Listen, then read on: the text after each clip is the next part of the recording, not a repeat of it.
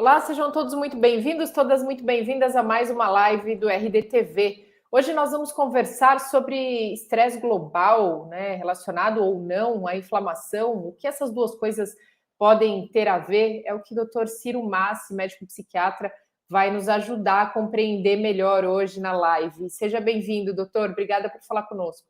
Eu que agradeço. Oi, pessoal. Doutor, começa falando para a gente, então, né, o que esses fatores externos, esses fatores globais têm a ver, né, com isso, interferem? Então, é um estudo novíssimo, né? Normalmente, quando você estuda os fatores que podem estar causando uma crise, e nós estamos, assim, de maneira comprovada, eu não sou um catastrofista, mas nós estamos numa, o que a gente chama de policrise, né? Nós temos diversos fatores aí de sobrecarga sobre o ser humano no planeta inteiro. Quando se estuda isso, normalmente o foco maior são nos fatores psicológicos, psiquiátricos, emocionais, bem conhecidos e que estão presentes, a gente não pode negar. Mas o que esse estudo traz de inovador é que talvez todos esses fatores tenham um pilar que esteja interligando, que é o que a gente chama de inflamação generalizada. Então, deixa eu explicar um pouquinho o que é isso, né? Então, assim, se eu corto meu dedo, cortei meu dedo, então meu dedo vai inflamar, ele tem que inflamar, vários fatores de autocura, de autorreparação entram em ação, várias glóbulos brancos, enfim, ele inflama, vira uma bolota, em seguida essa inflamação desaparece, meu dedo cicatriza e continuo com meu dedo feliz para sempre. Mas existe um outro tipo de inflamação, que a gente chama de inflamação generalizada, que afeta o corpo todo. Então, vou contar algumas metáforas aqui, botar umas metáforas para ficar mais fácil entender. Imagina você que você está numa fazenda e que tenha lá um foco de incêndio, né? Que seria como se fosse o corte nesse dedo. Então, nesse momento, por exemplo, vem os bombeiros com um avião, porque é uma área distante, eles vêm com os bombeiros, eles jogam lá alguns produtos químicos, jogam água e o incêndio está contido. E vida que segue, a fazenda se recupera, não tem nenhum tipo de problema. Mas, por diversos fatores, esses bombeiros podem se confundir, né? E eles podem continuar jogando água, jogando produtos químicos pela fazenda inteira. E aí vira uma catástrofe, né? Aí o que era para ser o bem começa a alagar os lugares, os produtos químicos começam a matar os bichos, todo o sistema ecológico da fazenda, de sustentação, começa a ficar alterado. E é isso que acontece no nosso corpo. A inflamação, que era para ser localizada e restrita no tempo, ela pode persistir durante muito tempo e ser exagerada, né? Como se fossem esses bombeiros aí, que por algum motivo continuaram jogando produtos químicos e água lá na fazenda. E aí todo o corpo começa a descompensar. E quando eu digo todo o corpo, é literalmente todo o corpo, que inclui o cérebro, E nesse momento, então, que inclui o cérebro, várias funções, que a gente chama de funções executivas, estão nessa região aqui do córtex pré-frontal, em cima da nossa sobrancelha, ficam afetados. Então, a nossa capacidade de julgamento, a nossa capacidade de tomada de decisão, a capacidade de contar até 10 diante de um desagrado, de alguma coisa que eu não gosto, né? Começa a ficar prejudicado. Então, eu tomo más decisões, eu começo a interpretar tudo de uma maneira muito, muito peculiar, tendendo a ser agressivo, por exemplo, ou um desafio desproporcional. Enfim, começa a ficar muito irritado, começa a não dormir bem, eu começo a não descansar bem, vem a fadiga mental, é um ciclo vicioso, é como se aquele bombeiro continuasse jogando água, apesar do incêndio já ter sido sustado, já ter sido controlado. E isso, então, esse seria, segundo os pesquisadores, e essa é a originalidade desse novo trabalho, esse seria o pilar que sustenta todos os vários outros fatores de sobrecarga, como, por exemplo, o mau hábito alimentar, como, por exemplo, mau hábito de sono, estilos de pensamento, né? Isso existe, um estilo de pensamento, por exemplo, mais catastrofista ou mais preocupado, que gera ansiedade, ou mais derrotista, que gera depressão, enfim. Esse seria o grande pilar que uniria todos os outros fatores de descompensação. E isso é inédito, né? Isso é inédito, isso é uma pesquisa bem inédita, é muito interessante. E assim, como é que a gente atua nisso? Então, a gente tem que atuar, Mariana, nos fatores que complicam essa inflamação, né? Você tem que melhorar a comunicação com esses bombeiros, tem que avisar para eles, olha, não é para tanto, para de jogar tanta água e tanto produto químico aqui, né? E como é que você faz isso? Então, a primeira maneira que você faz isso é através da sua alimentação. Então, existem vários alimentos que favorecem a doideira dos bombeiros, ou seja, favorecem a inflamação, e outros que não, que dificultam a inflamação. Então, por exemplo, entre os que dificultam a inflamação, tem as folhas verdes, por exemplo, a cúrcuma é um fator bem conhecido que ajuda. Normalmente, então, é a alimentação a mais natural possível. Aqui tem que tem a menor quantidade de alimentos ultraprocessados, né? Isso também, o momento é bem oportuno, porque agora nós estamos numa mudança aí política de impostos, e infelizmente o Ministério da Saúde perdeu uma briga, né? Ele queria incluir os alimentos ultraprocessados nos chamados produtos do pecado, junto com refrigerante, junto com tabaco, mas perdemos, né? Infelizmente, a turma da saúde não foi feliz ainda dessa vez. Mas os ultraprocessados deveriam pagar mais impostos, porque são eles um dos maiores responsáveis por provocar essa inflamação e por desencadear a possibilidade de um estresse, de uma multicrise que está a nível global, né? Então, assim, alimento ultraprocessado, ele é um problemaço, né? Normalmente, quando se fala, a maioria dos veículos de imprensa fala acertadamente, pensando em câncer, pensando em diversas outras doenças. Mas a gente tem que lembrar que o ultraprocessado afeta profundamente as emoções.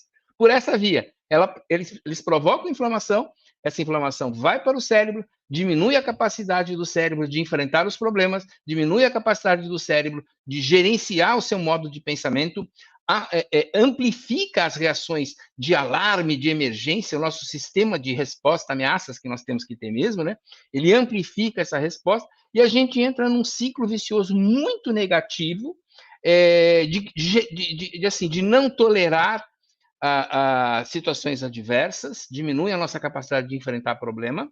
Com isso, eu vou sendo treinado a fracassar, né? Porque cada vez menos eu tenho equipamentos mentais para enfrentar problemas, né? Então, isso vai numa bola de neve tremenda. Então, o que esse estudo tem de inovador é exatamente isso. Lembrar que o equilíbrio emocional, lembrar que os transtornos emocionais, psiquiátricos, eles não são devidos exclusivamente a estilo de pensamento, a fator de comportamento, não, tem muita coisa biológica envolvida, sendo que essa inflamação, Mariana, é um dos pontos fundamentais e, assim, de certo modo, até fácil. Uma notícia boa, porque não é tão difícil assim de gerenciar, Mariana. E a gente fala até o comprometimento na própria cognição, né, doutor, por meio dessa inflamação. Sim, afeta a memória. Nós temos também mais um fator agravante, que é a Covid tardia, né? Então, assim, a Covid chegou para ficar, né? Como é que a coisa funciona com esses bichinhos? Eles estão aí convivendo com a gente, eles estão brigando com a gente desde que a gente é gente, né? Eles estão aí para tentar viver, eles também querem comida, assim, só que nós somos a comida, né? Então, assim, a casinha deles é a gente, né? Então, assim, como é que os bichinhos, eles vão crescendo, eles vão chegando na gente, e assim, qual é o ideal desse bicho, né? É que ele consiga obter o que ele precisa sem matar o hospedeiro, que é o ser humano, né? Então, muitas vezes, quando aparece um bicho novo, como foi o caso da Covid, ele ainda não tem, ele ainda não sofreu processos de mutação e mata o hospedeiro, que foi o que aconteceu durante a pandemia, morreu muita gente. Com o passar do tempo e com o desenvolvimento da vacina, esse vírus ele consegue entrar no hospedeiro, que somos nós, ele consegue obter os benefícios que são interessantes para ele sem matar o hospedeiro, né? Isso acontece com diversos outros animais. Por exemplo, saiu nos jornais uma notícia de que teve um episódio autóctone, que a gente chama, isolado, de cólera no Nordeste, né?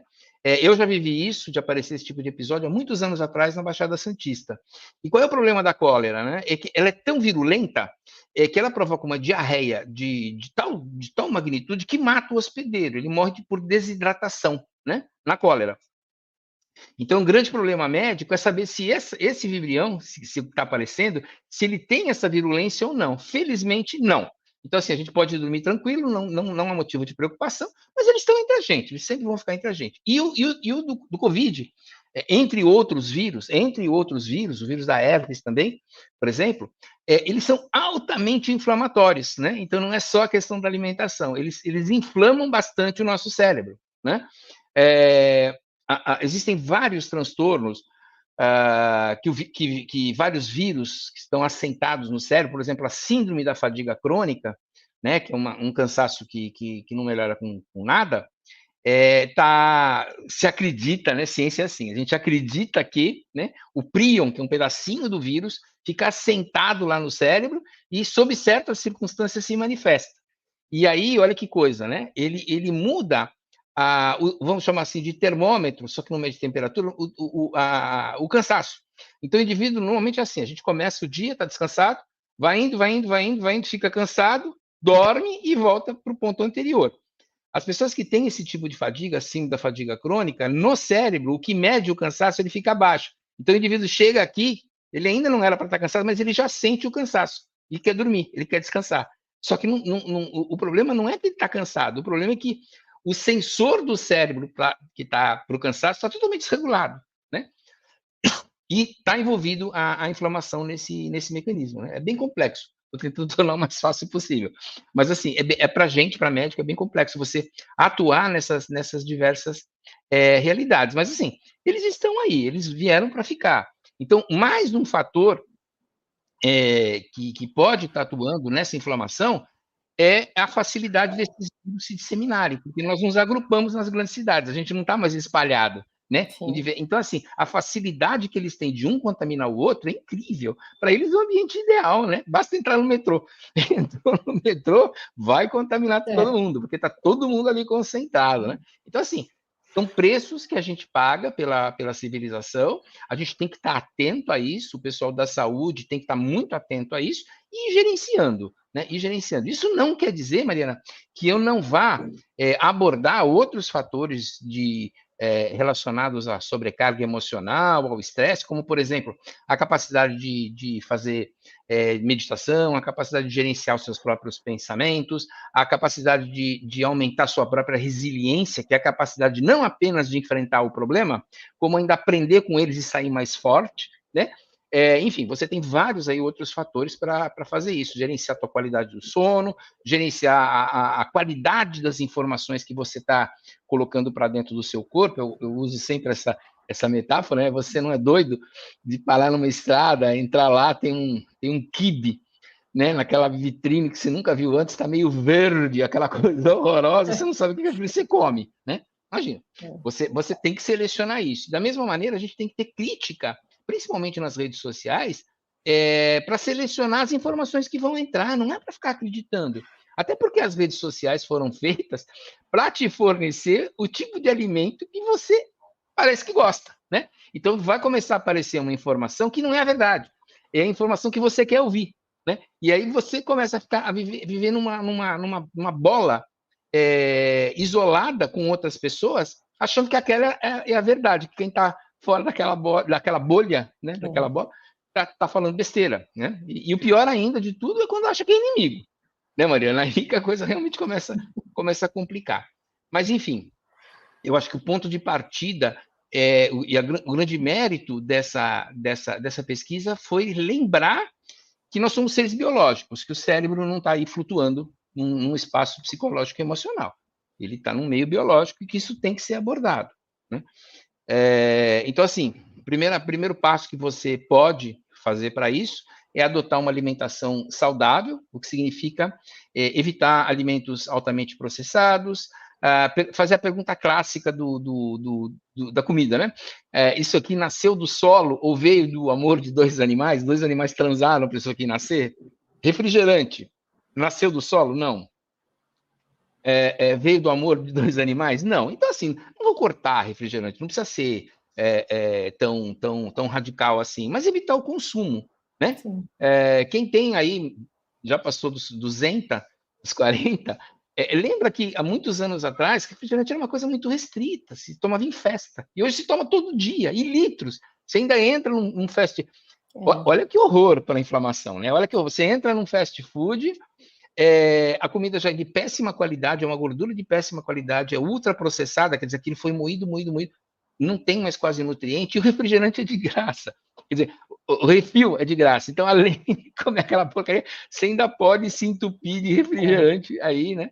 Então, assim, eu sou totalmente favorável à inclusão desse tipo de alimentos nos alimentos chamados os alimentos do pecado, né? Aumentar realmente a tributação, como se aumentou a tributação de cigarro, como se aumentou a tributação de outros fatores. E facilitar o acesso ao mesmo tempo, Mariana, dos alimentos mais saudáveis, né? Dos vegetais. Veja você, né? Lembrando agora, feijão. Eu falo com gosto do feijão, primeiro porque eu sou um amante do feijão. Eu amo um feijãozinho de qualquer maneira, né? Com farinha, de qualquer jeito. Adoro feijão, todos os tipos. E o consumo do feijão nos últimos 50 anos no Brasil, olha que coisa triste, está caindo. Você olha o gráfico assim da venda do feijão, ele está caindo. E feijão é uma comida maravilhosa, maravilhosa. Você pega, por exemplo, né, ele é natural, ele tem fibra, ele é rico em ferro, cheio de nutrientes. Então, estimular o consumo de feijão, por exemplo, é uma medida simples, né? Ou desonerar na cesta básica, incentivando pelos meios de comunicação o feijão. Arroz. No Oriente, o alimento básico é arroz, né? E teve um trabalho que eu tive acesso no Oriente já tem algum tempo, que eu achei fantástico. O que o pesquisador, o que eles fizeram? Eles cercaram uma comunidade e simplesmente trocaram um arroz branco, que é aquele convencional, por arroz integral, né? Em prazo de menos de 2 anos, os índices de diabetes, de várias doenças, começaram a cair, principalmente de diabetes. Né? Quer dizer, arroz integral, olha, gente, é um espetáculo, né? E incentivar isso para a população não é tão complicado assim, né? Incentivar o consumo de mais vegetais, de mais legumes, né? Carnes mais magras, e evitar os alimentos altamente processados, que é o refrigerante, que é aquele biscoitinho, né? Como disse um colega meu de maneira bastante irônica, a grande vantagem do processado é que você não tem que descascar. É a única vantagem que você tem. E ele comer um pacotinho de biscoito, comer uma banana, né? Meu Deus do céu, come uma banana. Qual o problema? Come uma maçã, come uma pera. Infelizmente, os nossos hábitos, né? A propaganda toda, ela te força a imaginar que você está comendo um biscoito integral e tá com um monte de gordura, um monte de porcaria, gente. O que é isso? Come uma banana, come uma fruta. A castanha do Pará. A castanha do Pará, fora do Brasil, não se chama castanha do Pará. Ela se chama castanha do Brasil, né? E ela é rica em selênio, né? É um alimento no mundo inteiro mais rico em selênio, que é um antioxidante muito, muito, muito potente.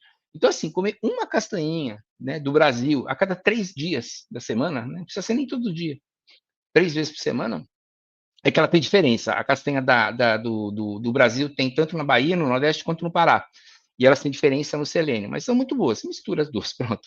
E você vai estar ingerindo fazendo uma alimentação assim de muita qualidade, né? De muita qualidade.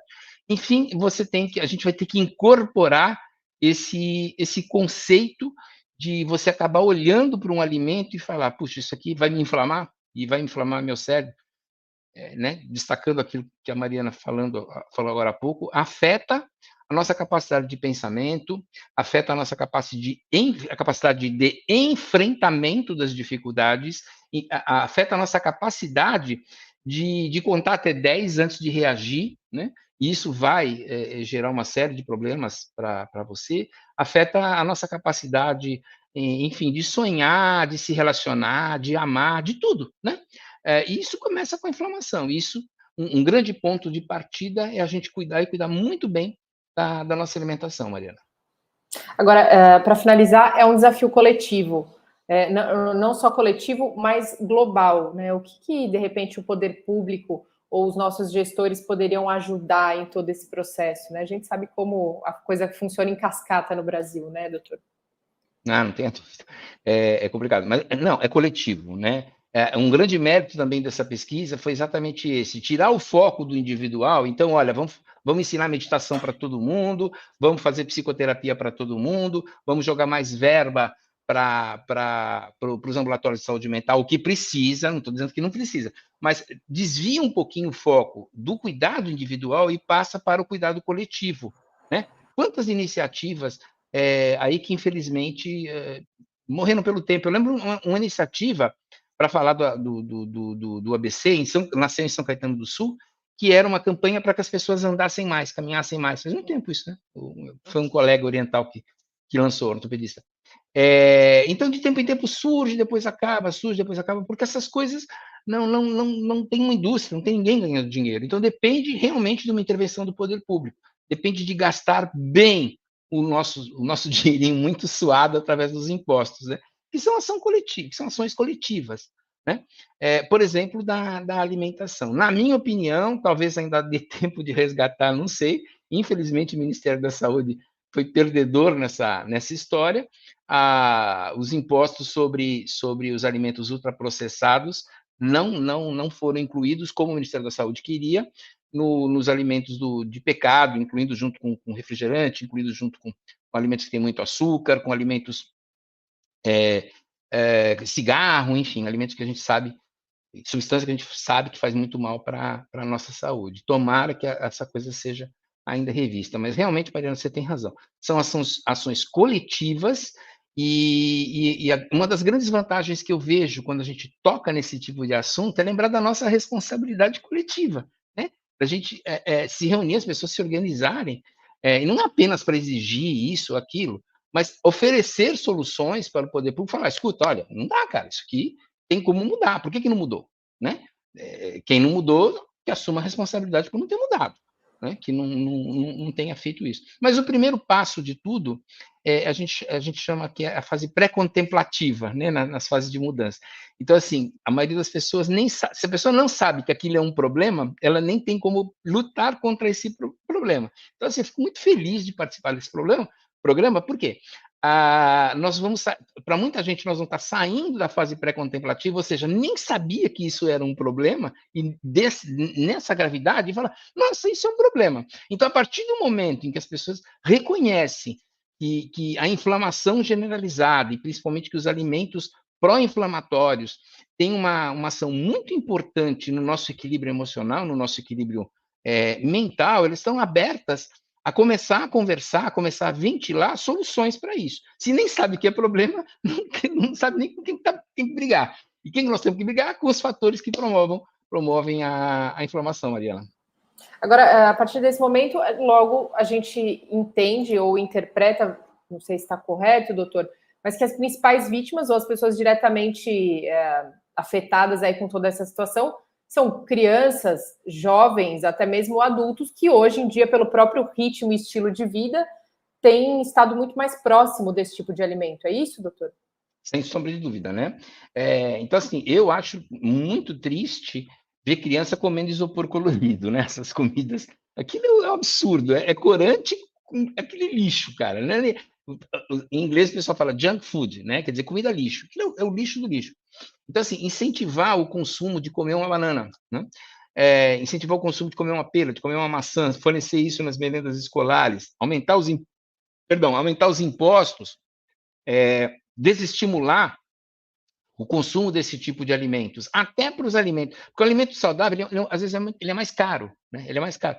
Então, assim, se você faz o preço dos alimentos não saudáveis subir, esses alimentos saudáveis começam a ter um preço mais competitivo. E aí sim, eu acho que vale a pena estimular através de impostos para que as pessoas possam estar consumindo mais. Consumindo mais o quê? Mais arroz, de preferência integral, mais feijão, mais vegetais, mais carnes magras, né? Mais frutas, mais vegetais, mais legumes. Na verdade, a solução é simples, né? Mais atividade física, mais lazer, mais momentos de descontração, selecionar as informações nas redes sociais que você quer que entre na sua cabeça, assim como você não come um quibe, uma esfirra suspeita na beira da estrada, como é que você deixa qualquer informação entrar na tua cabeça? Precisa selecionar, né? Precisa ter crítica para isso, né? Os jornalistas profissionais aí estão aí para isso, eles são profissionais, eles selecionam, você não precisa concordar, mas seleciona a fonte, não precisa concordar, não estou pedindo para concordar, mas seleciona que alimento é esse, né? Eu não como esfirra, eu não como hambúrguer, eu não gosto de carne, não gosto de carne vermelha, não como. Mas assim, eu seleciono, se for verde, eu vou falar sem chance nenhuma, né? Então, assim, selecione as suas fontes de informação, principalmente nas redes sociais, né? Evite, principalmente, o catastrofismo, né? Aquelas situações de catástrofe que você não pode fazer nada, né? Uma coisa é informação, outra coisa é curiosidade mórbida, né? E assim, ninguém dorme, as pessoas adormecem. Então, a partir das 8 da noite, ó, celular off, tá? Filme de terror sem chance. Começa a colocar coisas bacanas na sua cabeça, leituras construtivas, filmes bacanas. Filme bacana é comédia, não estou falando de nada místico, nada. Dá risada, cara. É muito bom. Você retira, você esvazia um pouco do cortisol, né? O cortisol, nessa inflamação, ele tem um papel fundamental, porque aumenta o estresse, libera o cortisol, que é um hormônio que fica liberado em cima da glândula adrenal, que fica em cima do rim, e ele é uma catástrofe, né? Ele é esse bombeiro que eu comecei explicando, que o bombeiro inicialmente ele é bom, ele apaga o incêndio localizado, mas se for excessivo ele destrói o ambiente. O cortisol é esse bombeiro, né?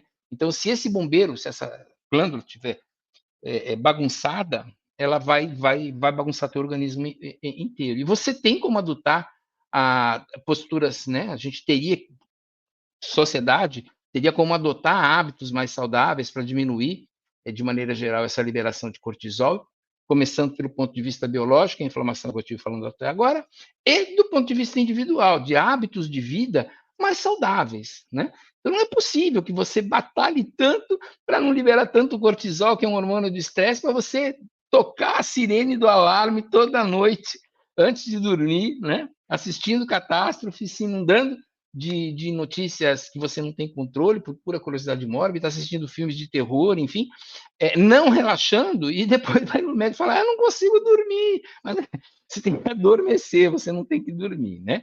Então, assim, hábitos de vida saudáveis a gente vai ter que adotar, né? Se não dá para esperar que o poder público te pegue pela mão para você adotar hábitos saudáveis, cara. É tua responsabilidade, né? Qual é a minha parcela de responsabilidade nessa coisa toda? A minha parcela é adotar hábitos de vida mais saudáveis, selecionar aquilo que eu como, né? E fazer o que eu posso, né? Isso dá para fazer. E olha, Mariana, a notícia boa. O resultado em termos de qualidade de vida, de equilíbrio emocional, de bem-estar, é fantástico. Então, a partir de agora, se não sabia que a inflamação é um grande problema para a saúde emocional, já está sabendo. Então, vamos começar a nos alimentar melhor, a evitar que essa inflamação generalizada, que esse bombeiro destrua todo o ambiente, porque isso está infelizmente, a nível global, essa pesquisa já comprovou, a gente já está chamando de policrise, né? Porque ela está a nível global mesmo. Mas assim, a notícia boa é que a gente já sabe qual é o problema e já tem a solução. Então, agora é implementar aos pouquinhos, né? Passinho a passinho a gente chega lá, Mariana. Muito bem. Doutor Ciro Massi, gostaria de agradecer mais uma vez a sua presença na live hoje. Como sempre, muito esclarecedor. Eu que agradeço, saúde a todos. Obrigada, até a próxima, doutor. Tchau, tchau.